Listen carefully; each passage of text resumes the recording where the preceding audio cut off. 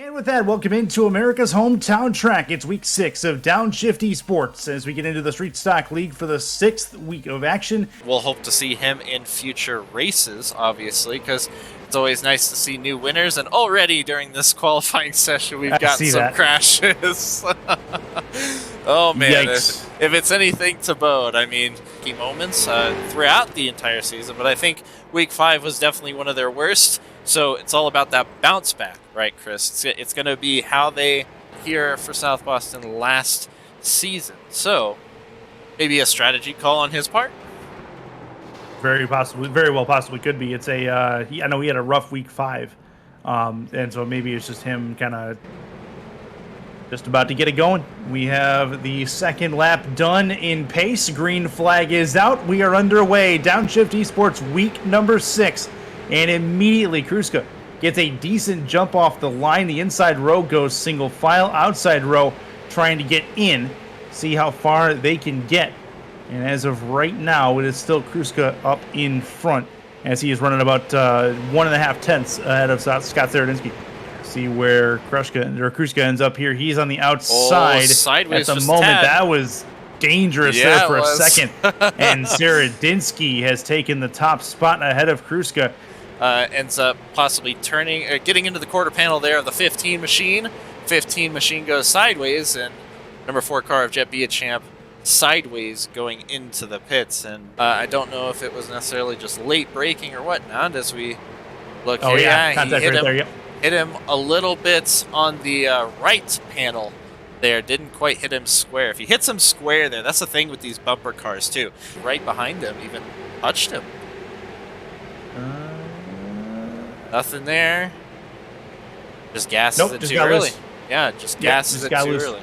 2x2 they go, but very well placed is Kruska's car right now, and I don't think it's going to be changing off of that yellow line. He's already getting the advantage there out of the corner, so he's making it very well in terms of trying to make up his positions. But Jacob Newman now has Garrett Crawford on his tail, and down the inside now he goes is Garrett Crawford with the O2 of Chad Lancaster trying to fit himself underneath the 69, almost 3 wide there, Chris. Closing on the 1/3 mark in this race, 150 laps. We are on lap number 45 and closing in on lap 46. Inside goes the 53. See if he can get it. Tomasi in a tough spot, trying to get the separation from Saradinsky.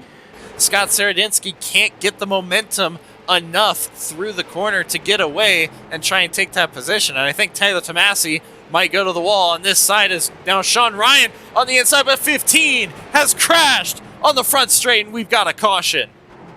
Interesting. Already roughed up too. Look at that damage. Yeah, he's had a bit of a rough go over here, South Boston. In the blimp camera here, and just a little bit maybe too hard from the 22. The thought he saw an opening, it wasn't quite big enough. And from there, it kind of just spiraled downwards. And right now, Scott Saradinsky closest to Caleb Clifton down the inside, side banging on the door. And we do have a caution. A couple of drivers, Brian Voles and Kenny McGrath, went into pit lane as well. Is there something with them? And I think there was. Oh boy. And that is a massive crash from both of them. Call it America's hometown track, as others call it. And it has been around for quite a while, 1957, and it is still open for racing today.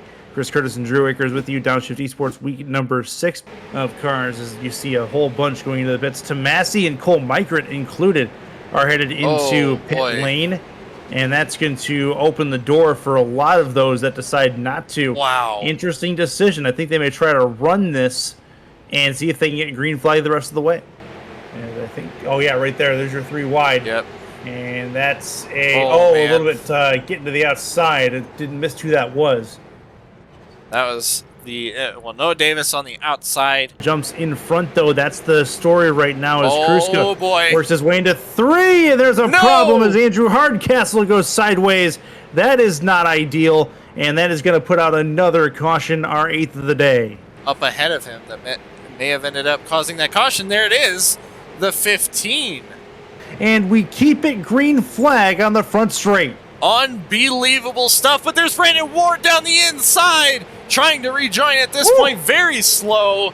Crawford behind them. So these top 4 guys in that of Sean Ryan, Tyler Tomasi, Scott Saradinsky, and William Kruska. Sean Ryan, sideways as I say that, is going to lose the first place spot. Tyler Tomasi now takes the lead of this race. Brian Voles brings us to our first GWC attempt, which favors Tyler Tomasi. Talking Drew, he's had some very good restarts. Down the front stretch as he's on the outside, but you know who's just waiting in the wings is Kruska right behind, and Sean Ryan gets bumped off the line as now Kruska is side by side with him. And Saradinsky moved ahead of that Sean Ryan car as well. Kruska just there. Sideways Sean Ryan again. Gets loose. So does William Kruska in turn number 1. It looks like that was dangerous. I'm sorry, that was, turn 1 to the restart. But yeah, that's the reason for the GWC as we get to the last part of this race. Yep, and we're looking at right here. Yep, and he will turn Arthur Clements right there of note down the blimp angle as we see the number 5 of Arthur Clements trying to battle with Cole Micrit for place actually in that instance. Oh yeah, it's just a little bit of a turn down by the number 5, and he's still out in front as he goes through 3 and 4. Nothing Scott Saradinsky can do will change that Tyler Tomasi is the winner of today's race at South Boston. Great stuff from the number 53 car.